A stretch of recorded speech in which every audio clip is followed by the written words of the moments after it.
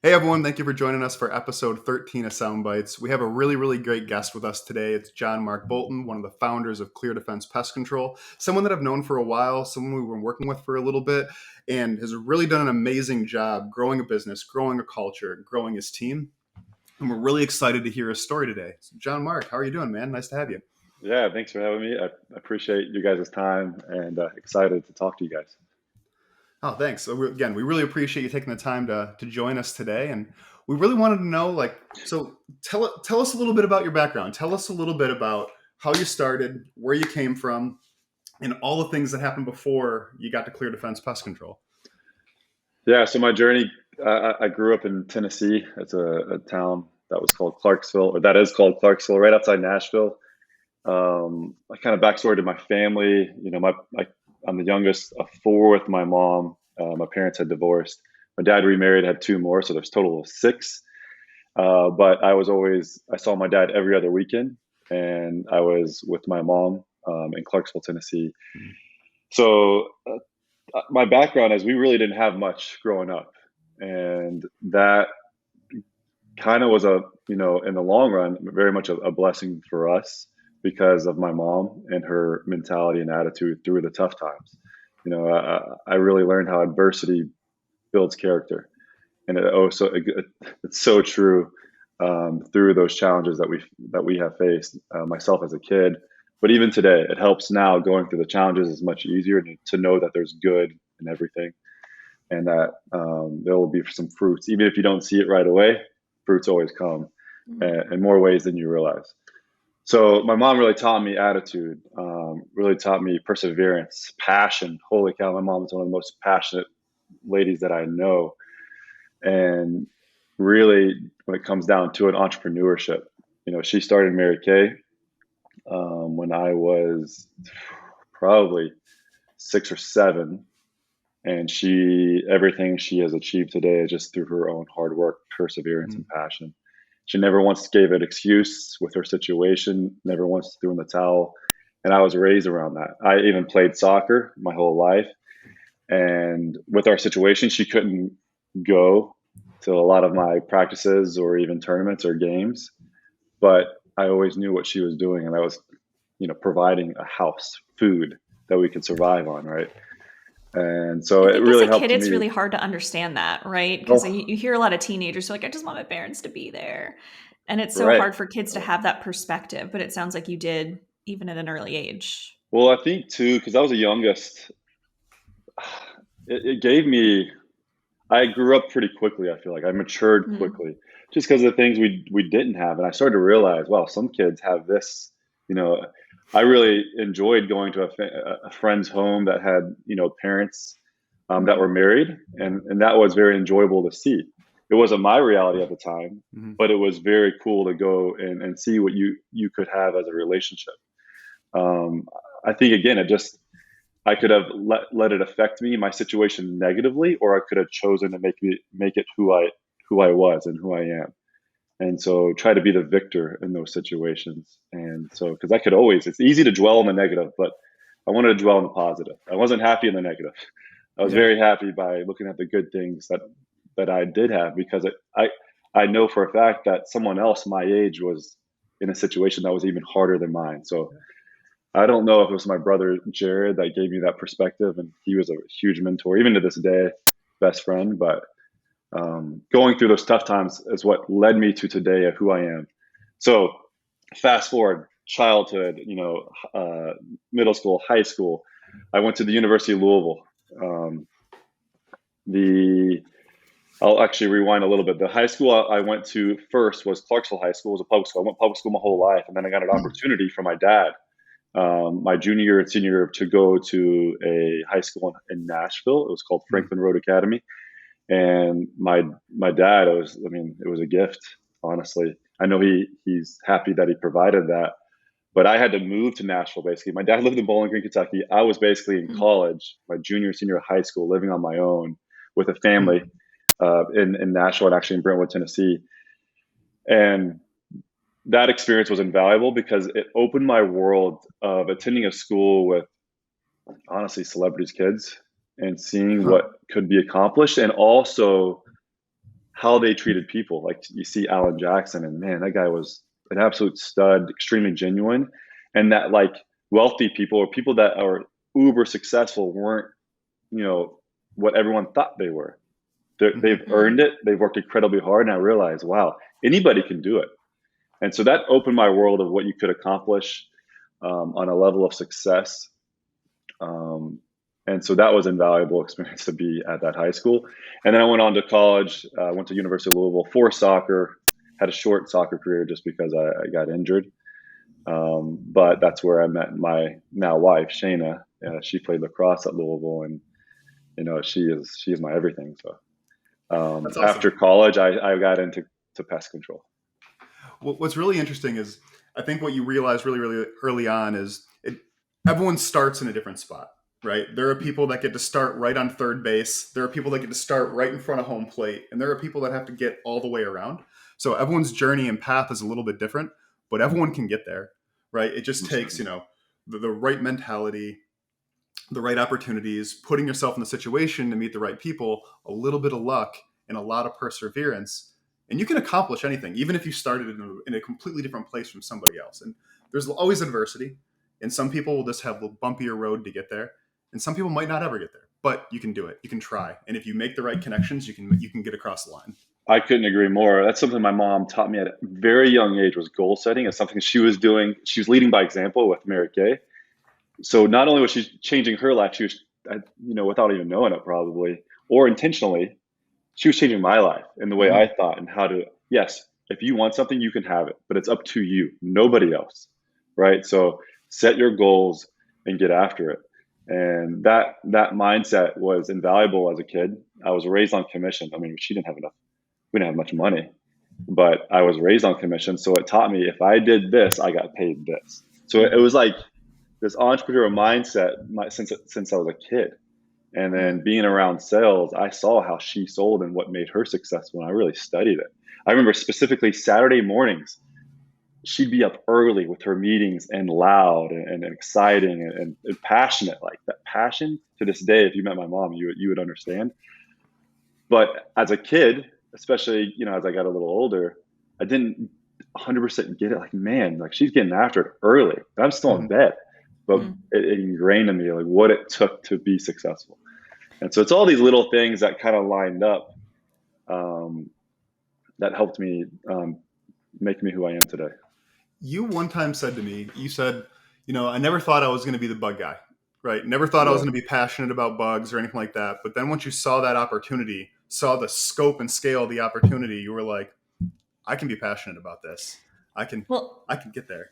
I was going to say, I bet your mom never thought she was going to be like the Mary Kay lady, like excited about selling makeup and stuff like that. But it's about like, she probably saw the opportunity as well. So I wonder if that kind of carried through. She did. It's funny how things come across your plate and some people will just dismiss it, but always do due diligence. Even if you laugh at it. I kind of laughed at being the bug guy, but boy, oh boy, I absolutely love it because it helped me achieve my own personal goals and the big picture of what I wanted to become and achieve. It's so funny. So yeah, I laugh half jokingly that I'm the bug guy, but I freaking love it. Well, tell us about being the bug guy. How'd you get to even start thinking about being? Yeah, so actually, right before I graduated college, I was kind of trying to figure out. I have a bachelor's in chemistry, and which way was I going? When I first started college, I thought I was going to be a dentist. That was the goal at the time. But then I realized by, my own experience through college and where I did, or what I did, especially in the summer times, I'd go to Ocean City, Maryland, and I started selling these pictures on this dock for these tourist boat rides. And I got paid commission. And when I got that job, I went to Ocean City without a job. And when I got that job, when they said, hey, we'll pay you commission on every picture you sell, I was like, boom, I love it. I didn't want to be paid hourly. I wanted to be in control of what I made. What clicked in your mind, though, when that opportunity was given to you? Because some people be like, commission, I don't want that. But like, why did that? I was raised on it. I knew nothing different. I had a few. I worked for a moving company senior year summer, and I got paid hourly there. I was like, man, I just feel like I'm cranking it out. I'm not getting the return, right? Mm-hmm. But then when commission came back across my plate, and because the manager at the time said, I think I have a position that you do extremely well. I met her. She was like, I think you would excel at this. She said, sales, commission. I was like, check. Like, okay, what are the records? Let me set my goals now. I want to break every record this company has ever had. And it was a great gig to be able to learn and put everything I learned through my childhood from sales into that first summer. And I did extremely well, broke every record the owner had, and I did it for 4 summers. I did it every summer while I was in college, which totaled 4 summers. And it really kind of projected of what I wanted to do with my life. So it went from being a dentist to owning my own business. And I started a few businesses while I was in college. They were not profitable, but boy, oh boy, they give me invaluable lessons that helped me when pest control, a true need came across my plate. I was like, wow, this is my vehicle to accomplish all my goals.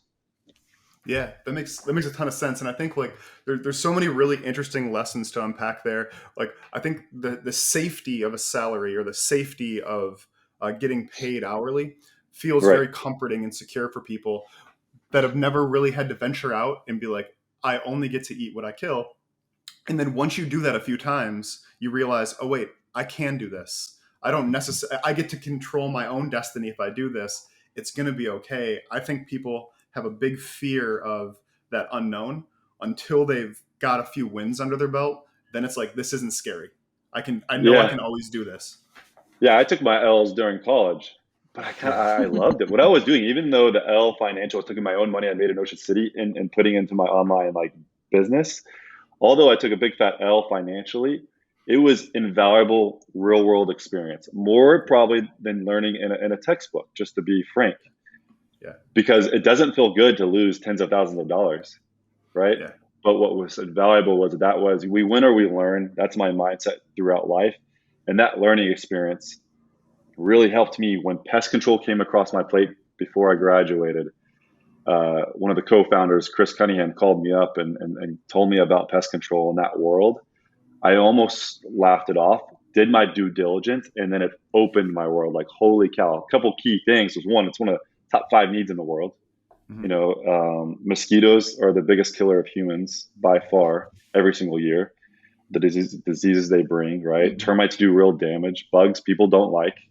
And then also I researched what really grabbed my attention was during recessions in the market, pest control went up. It either stayed stagnant or went up a lot of the times through each recession. I was like, man, that's very interesting. So it's almost recession proof. That can do that. And there are very few industries that are recession proof.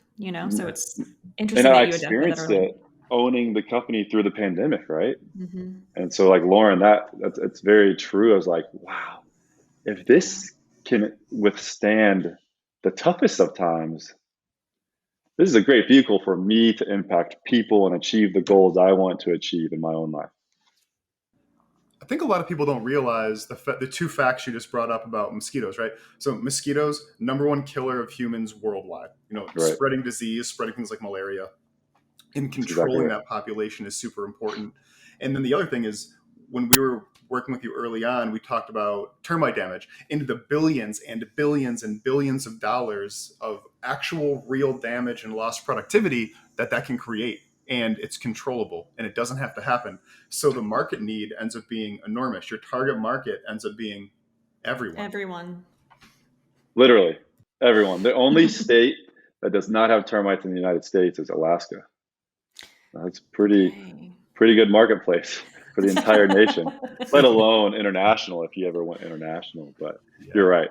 People don't realize the importance of pest control and how it saves businesses, homes, families. It saves billions of dollars. All that.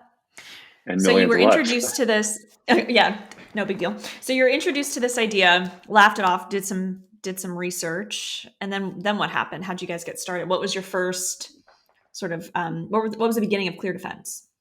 Yeah, so we started ClearDefense in 2013, but before we went live to the general public, it was creating the business.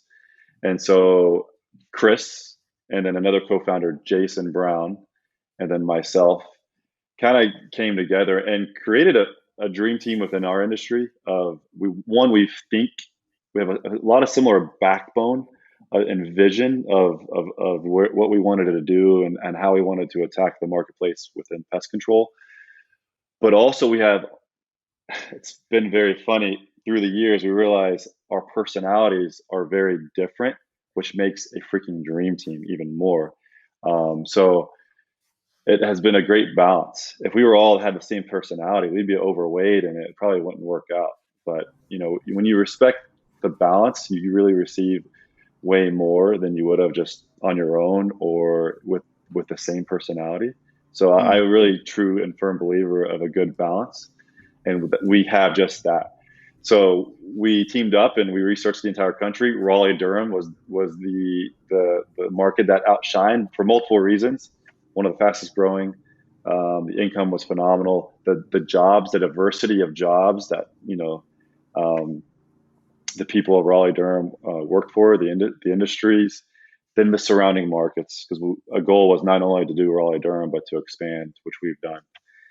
So my wife and I, or fiance at the time, Shayna, I told her, I was like, look, we're going to Raleigh Durham. And I moved to Raleigh early April of 2013. It's April 15th is when we opened up to the general public. And then Shayna and I got married that September. So I had a full season of sales, leading a team and opening up the business. And then she and I got married in September. This is where we put our roots. And to this day, it's where I live. It's really amazing because you guys, you did the research and said, yep, we're doing this. We're moving. This is what's happening. You have all these life events happening at the same time. And what's really fascinating, back to the perseverance, back to the real, the drive, the it not mattering where you're starting. I think people are fascinated by how you got your first customers. It wasn't, you didn't pull the field of dreams. If you build it, they'll come. You guys put backpacks on and went for it. Yeah. Nobody knew who we were. Nobody had ever heard of ClearDefense Pest Control in 2013, April 15th, 2013. Nobody had ever heard of that. So we really built this puppy from the ground up. And the way we built it in the very beginning was direct marketing, literally door to door, introducing ourselves of who we are. And who we were was brand new, but we had to give that customer the belief that what we had was something special. The way we service, the products we use, and how we're going to take care of that person, that customer, which is ultimately number one. Letting them realize, hey, what you've got is good, but there's a whole nother level. And I think people have really seen that. They express that online, or we take pride in what people say about us online in all of our locations. And I think people see that we're really in a hurry just to serve. And if you take care of anybody, no matter what you're doing, people will continue to buy. And that, I think that's why we've taken market share. Do you remember your first customer? Yes. I don't know. I think his name was David. I know exactly where the home he lives in. It was in the Briar Creek area in Raleigh. And I think I told him after he signed up, "You're our very first customer ever." He's like, That's "I'm proud to be." Oh, yeah. Amazing. So I hit his door. It took about 5 minutes and he signed up. And what was great was I was leading a team right at that time with 6 people, 6 sales reps. And they were brand new to the door-to-door game and selling pest control. But it's important to lead by example. So when they saw me do it, somebody was shadowing me. But when they saw me do it, they were like, wow, okay, this can be done, but this is how you do it. It's way different than I thought. Can I ask what it felt like to get your first customer? Yes. How did you feel? It's a sense of pride, right? But I didn't want to overthink it because it's what was expected, right? Yeah. So for me, it's I have a goal that day of how many sales I want to make. It was exciting, but I wanted to be in the moment, okay, next one, right? So it's the old, can't become complacent. It's okay, we're done. Name a first sell, guys. We can come back tomorrow. No, how am I going to get the next one? So you start utilizing the customer and, hey, do you have any friends nearby? But man, it's really crazy to think because it's been almost 10 years since that first customer. But man, it feels good. That's the first bit of revenue coming in to our business. And if I then knew now where we would be 10 years later,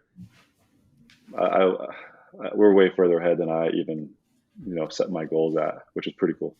So let's talk through that a little bit. One of the things, you and I have talked about is that transition from becoming the executor, the doer. We talked with your friend just the other day about this, right, where you're like, oh, I just need to clone myself so I can get more scale, to then being the point of, I have to be a leader. I have to build a culture. I have to build a team. These don't have to be replicas of me. They all have to do one of the things I used to be able to do, but better than I could do it. So you have a really big team now, lots of different regions. So how have you been able to grow, execute, and scale on that level and still keep your culture?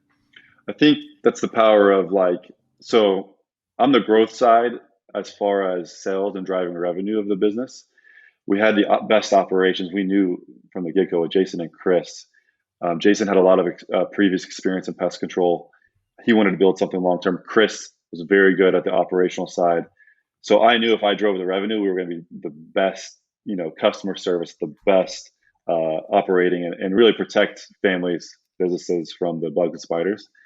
So I knew to grow the business on a whole, to scale out, leadership was number one. Culture is going to make or break you, especially as you get bigger and bigger. So it was done by design. So I had to create something that could be replicable in a system, right? Systemize the growth. So, hey, we're going to, myself, call it a team lead, a sales partner, a sales manager, if you will, is going to lead X amount of sales reps through the sales season, because the summertime, it's really the heaviest part, when the bugs come out. I need to lead my guys and not only show them the way, but show them how to lead others, right? Mm-hmm. How to treat people. So that when we expand, my next person in my position is able to do what I just did. So there's a lot of little things that you do to systemize that growth. But I was thinking 10 years down the road. Now we're further ahead, but I was thinking 10 years down the road from just one office. Mm-hmm. Now we're in 20 physical locations, but I was thinking how to do that from the first one. So I had to go prove it. I had to go show, hey, you can take an office or a company 0 to $1 million in 4 to 6 months by doing this, and this. So Derek, it's a lot of little things done right. You know this, but it really, I had to, first 3 years of the business, prove all those systems so that I could then get the company taken off to where I wasn't very much in it. I was then working on it, and now I can scale it even further. But I had to show the way. I had to prove the systems. And so one of our very first expansions was with Chase Harrison, who is now a regional sales partner overseeing all locations. But he was our first expansion to Charlotte. He was on the team day one in Raleigh. He has a very interesting background, played MLS for 7 years, professional soccer, and then became the bug guy, which is insane. A lot of people question why he was doing it, but he knew what he was capable of, and I had to develop a system that he could then replicate and do the same thing, and he's done a very good job with that. But it's just thinking long-term from day one. Mm-hmm. I think your culture is, a big differentiator for y'all. So how would you describe that culture, and how is it different than maybe some competitors out there? Yeah, that's a great question. So this is one I take pride in, and culture is incredibly important. I think it's just one, being first and foremost selfless and not selfish. Who are you doing this for? This is not for me. This is for something else or someone else. Teaching why we do what we do. Always being in a hurry to serve, as I said before. When you serve others and you do things for others, you create this where the next person is expected to do the same thing, and we achieve more together than just by ourselves. Mm-hmm. So, and then lastly is kind of respecting your fellow coworker, no matter what position you're in, right? Because position, we go over this all the time. It's like level 1 leadership. It's not true leadership at all. Who cares about your title? Mm-hmm. Who are you as an individual? And if I think people genuinely can tell who's in it for the right reasons. Our culture is very much chase doing the right thing and doing your part. Everything else, all the good and success will chase you. Mm-hmm. But if you chase the success like money, it'll run away. It'll at one point always just run away. So we don't chase the money. We don't, chase the glory. We chase doing the right thing, doing our part. That's called the process. That's what we chase. That's what we fall in love with, and all the good will chase us. And then your team, like that resonates really, really hard with your team too, because it's not, you guys work really, really hard and you build these processes to make sure you have the accountability and your teams are working really, really hard. But you kind of have this family, right? Like I think all of you end up having a lot of fun together in, as small little regional groups and the larger group. And those relationships continue to propagate, one, the accountability, and two, the drive to continue to serve your customers. Yeah, it's become a monster almost, right? Our culture has become a monster of good. That's the best way to describe it, in my opinion. These guys are some of the best guys in the world. And I think it's just who we are has created that. We have just for expansion, it's not all about measurables. It's not all about, okay, who's the best? It's really about, yes, that's a common denominator. You have to do well, but also who are you as an individual, right? Mm-hmm. Are you a good person? So for our expansion, we bring in our wives who have a different filter, and they get a vote on who's good and who's not. So if a wife brings up a red flag, guess what? We value that and we won't expand with that person. So it's really about the people, man. It's just taking care of your people, leading by example, and maintaining that family, if you will, because we're getting married. When we expand, we're getting married into new locations. So that's important. So it's something that I think is a little different than not only pest control, but a lot of industries. I think another differentiator for you, aside from your culture, which is, number one, is when we started working together, and before, this is all new information, but like you did a lot of research to figure out like, hey, does pest control even make sense for me to jump into? You did a bunch of research, got a bunch of data points. Then when you're figuring out where your first location was, you did a bunch of research to pulled a lot of data points, figure out Raleigh makes the most sense, the Raleigh-Durham area. Yeah. And then when we started working together, you're like, I know we have a bunch of data. I know there's a lot of things that we can do with it. Where do we get started? So tell us, I think that's a big differentiator for you too, is like, I think because you didn't ever think, you're not Terminix or whatever other big brand is out there, you didn't think about, like, there wasn't a machine. So you have to be more nimble. You have to take all of these data points and see how you can sort of stand out and continue to scale. So how are you using data in your day-to-day to grow and expand? We had to create the machine, right? We didn't have a machine. We had a lot of data, but you guys really brought to fruition, this is what you can do with data. And it opened my world because we like data, but I had no clue what to do with it, right? So like literally hiring you guys was invaluable to us because it opened up that world.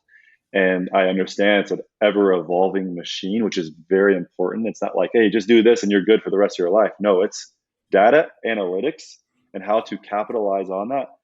It's an ever evolving machine. And if you just say, hey, I'll just do this, this, and this, and we'll be okay, well, I'm going to lose to the competition. It's very important that we were staying ahead. And so when you guys brought, to data and how to utilize data to our attention, I realized, holy cow, this is how we're going to stay ahead of the game. This is how we're going to stay ahead of our competition and always forward think. And it will never stop. It's kind of like life, right? The process never stops. It's like a Rubik's Cube that's fighting against you, right? Like once you think you're going to figure it out, it starts unwinding itself. And I think like, I won't spill too many of the secrets, but I remember really early on, we did a survey with your customer base, and there was a particular service that y'all already offered that some people just didn't know. And we had to think through, what do you do with that? And it's like, oh, well, now we have a built-in customer base that we already know wants this service. Sell it to them, right? So like we were using data to do that. And then, I think you and I jokingly over pizza talked about, if you extrapolated that back 10 years, how much revenue would have been realized or captured, but it doesn't matter. We're capturing it now. And it's fun to see what's possible, the art of the possible. One simple form of communication helped drive in lots of revenue, and we had no clue. So when you guys did that study, our own customer base didn't even realize we offered a certain service that was a key service that we realized, wow, we are, Derek, I hear you say it all the time, winking in the dark, and they don't even realize that we have a service that could help them, that they want. They're telling us they want it. So that was the first step with you guys, was doing that survey. That gave us so much information that I don't, in my lifetime of this business, won't be able to accomplish everything I want to as far as data and how to capitalize on our data that we have, because it just opened up a whole new world. And that is a key to our success and becoming national. Becoming national is definitely a goal, and there's no doubt that we will, and we want to be that turtle. But while we're that turtle, we're learning and gaining so much by utilizing our data and implementing it in certain ways to drive more revenue, to make us more of a powerhouse than we already are. So I thank you guys for that. Oh man, thanks. We love working with you guys and stuff like that. And I think to your point of like that turtle analogy, it's like we talk about take bets, take risks, but make them survivable. Like if you took a swing and tomorrow took all your income and revenue and said, we're going national tomorrow without continuing to refine and step, that's a big risk with the wrong reward ratios to it. So I want to talk about overnight success really quickly. And you've touched on it kind of tangentially. It's like the first 3 years, at some point it looks like, oh my gosh, you have all this huge, unbelievable success. But I think what people don't see is like the first couple of years, 3 years, you're living in an apartment eating ramen, wondering, is this going to work? Like long time, like how am I going to make sure that this family is provided for? And what other challenges like that have you guys experienced and had to overcome as you were coming through? We were relatively, as far as, if someone was looking outside in, they would think like, holy cow, you are successful overnight. But those that are in it and have built something to a level of success, it was not overnight. I mean, it even take me outside of pest control of where I started as a 5-year-old listening to my mom, right? It was all this work and learning that it took, and failures through life that were my opportunity to learn and get better. The very first year, just plain example, the founders we didn't pay ourselves. We paid everyone else before we paid ourselves. To become profitable, it took 3 years. So it's not like we were living the glory. We made X amount of revenue pretty quickly, but we weren't living the lavish lifestyle in the first 3 years. So to be frank, I was living off of Shayna's teaching salary. That's how we survived. I was able to pay myself. We paid myself first, very, very little, but first to pay back for the sales driven. But it wasn't about us in the beginning, and knowing that, hey, we did the math, we knew what would come later, but it was about taking care of the people first that were involved in our, ClearDefense Pest Control family. So I very much am thankful for my wife, who taught those 3 years to supply, to our own family to have an income and that we could live off of, living in an apartment. And then once I received, my first bit of return from the company, she was able to retire. But without her income, it would have been even tougher. But what is so great to have a significant other that is in it to win it. They get the sacrifice. Like for the summer times, very, very busy for me. I saw her only on really Sundays. People don't understand, for the first 3 years on the summer times, when she was off, it was my most busiest time. We saw each other once a week. Yeah. Because I was coming home very late. So there's a lot of sacrifice. That's not overnight.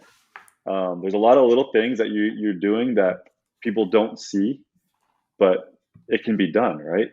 Yeah. So it's whom of you are willing to take those necessary steps and those sacrifices for the greater good of the big picture of the future.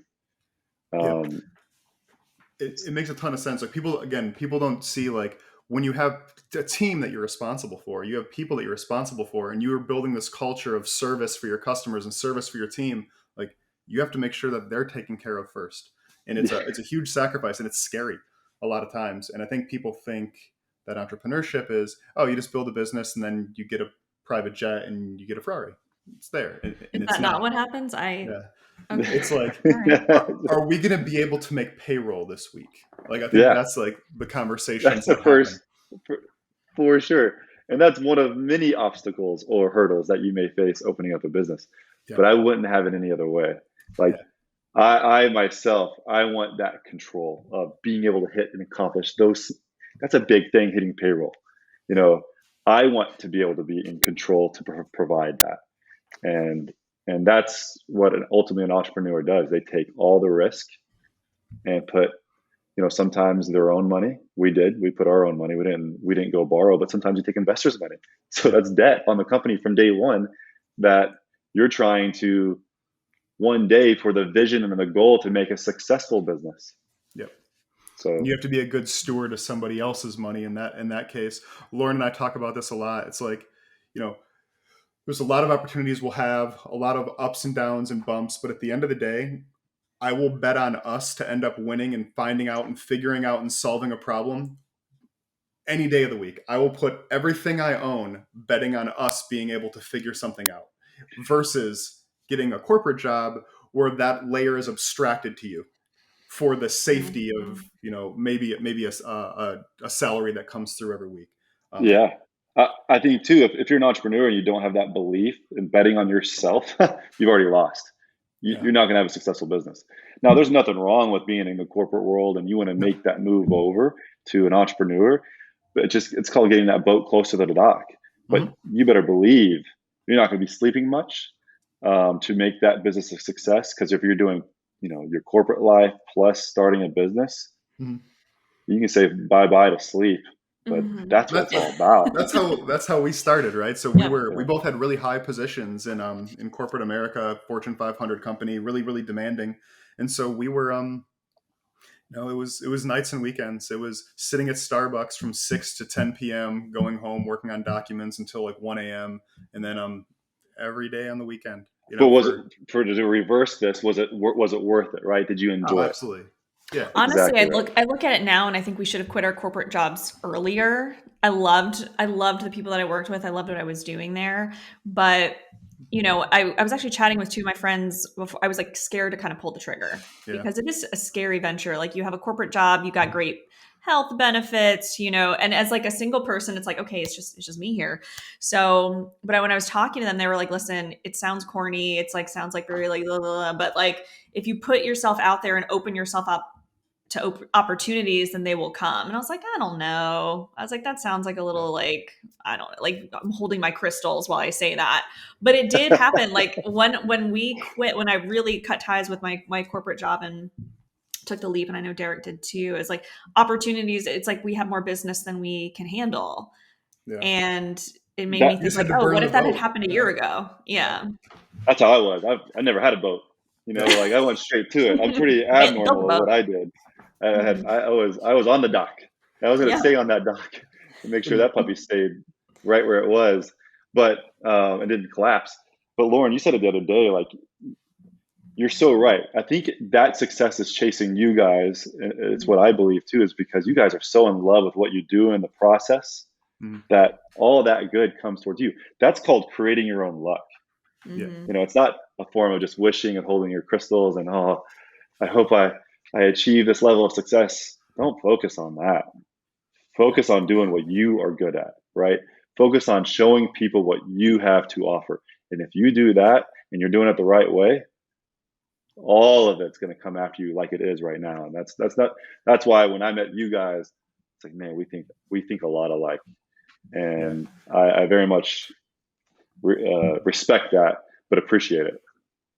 And we love working with your team because, like, again, you guys are really great problem solvers, really, really interesting people, and we learn a lot from you too. And back to the boat thing, it's like, for us, it was scary because we had a really nice fucking boat. So you had a yacht. It was nice, and it was stable, and it was safe, and it wasn't rocky in the water, and it was beautiful. And then so having to burn that is scary.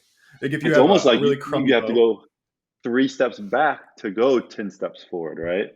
Yeah. And to be on a yacht and go 3 steps back to like maybe a little dinghy, like that's a lot of sacrifice. But ultimately what it was for. when you're financially looking at moving the decimal place in the wrong direction. Like, that's right. It was to be able to move scary. it in the right direction eventually, right? Yeah. It can be scary, right? Well, yeah, and it's good. Like the results are great. It's and I wouldn't want to go on that adventure with anyone else, to be honest. I think we've done a really great job problem solving our way through it. And again, working with you guys has been great. So that's been a really fun conversation so far. And I know we're getting tight or long on time, so I want to respect that. I want to get towards some of the wrapping up questions. And we talked about this a lot. It's one of those questions we ask all the time. But it's, if you could sit with yourself, have dinner with yourself at, let's say, 25 years old, 18 years old, pick an age, what advice would you give that person now that you are where you are? Yeah. It's weird because I'm 35 now. So it'll start with 25. I think 25, it was right before I started the business. So I think it would be more so, this may not be a common answer, but a reaffirmation of the way you think is dead on, right? What your why is dead on. And because back then, a lot of people question me, like, why in the world are you going to start a pest control company, right? And it didn't take long for them to ask me, how'd you do it? But I knew right then in the beginning, when they asked me, why in the world pest control, that was the exact right vehicle for me to impact a lot of people's lives, both my customers, but the people I lead. So 25 would be a reaffirmation. Hey, continue the process. Continue the way you think. You're going to achieve more than you realize. I love that answer. Yeah. 18 it is would uncommon, be, though, for sure. Yeah. 18 would be, I had all the little intangibles of what I became at 25, but I thought I was going to be the goal was a dentist. And so at 18, like, hey, again, I wouldn't be where I am today if, I didn't go through all those things. But I had an abnormal and different mindset. So 18 wouldn't be much different. And just probably enjoy the ride, right? Yeah. Enjoy that process, which I started to learn by the time I was 25. I realized how much I loved it. But just to tell myself, enjoy it. And it's going to be a different path than you realize. But I always took the stairs, right? That's something I always took because I knew I'd receive more good from it than I even realized. Back to the dentist point, it's always amazing to me every time we talk to people about how many times when they thought they wanted to do something or they really had a passion to go in one direction and the universe said no. And it's like, what would happen if they ended up continuing down that path? Like, it would have been a way worse result. Like, almost every time the universe tells you no, you end up on a better path, even though it doesn't feel like it at the time. The universe really told me that when I took a little longer to graduate from college because I was working on my businesses that I absolutely loved and not so much the organic chemistry that I was doing, right? That's really what told me, like, wow, like I stayed up till 3-4 in the morning sometimes working on my business and not studying the books. I finished the degree, I got it done, but that's when the universe told me, I think it's more than just dentistry you want to get into. Yeah. And you're right, it can sometimes slap you in the face and it can cause some hurdles and some challenges. But if it opens it up and it's so clear of where you need to go do it. Don't ignore it. Yeah. And failure is okay, right? It's actually a great thing. And it's inevitable. So it's like, how do you learn from it? And something I want to teach my kids, Lauren. Like now I'm already trying to teach that mindset. And that in itself is a process. I love it. It's what life is all about. But I hope I do them a service and lead them, lead by example, and that they can, and just let them realize that you can achieve anything you'd like, but it takes, all the things we spoke about to be able to achieve that. I love it. So that's my long answer to the 25 and 18-year-old talking to myself. No, I really like it. Good one. So I think, Lauren, you got one more. I think the last one is, I know you're a reader. I know you listen to podcasts like we do. So what was the last book you read that you would recommend we should pick up And maybe what's your favorite podcast and it doesn't have to be businessy. It can just be for fun, because we all need to have a little bit of fun. So favorite podcast, and then last book you read. So favorite podcast, it's something I truly enjoy hearing people's story. Is How I Built This. Mm-hmm. It's a good story of a lot of entrepreneurs. I still love hearing. He does a great job interviewing and also hearing how they built their companies. There's always a little bit of gold, right, that I could apply to my own life or my own company. So that's probably my number one overall podcast. I listen to a lot, but that's probably number one. Books, I'll give you my kind of top three, I would say almost foundational books that really can change someone's life if you just read it. And they're very easy, simple reads.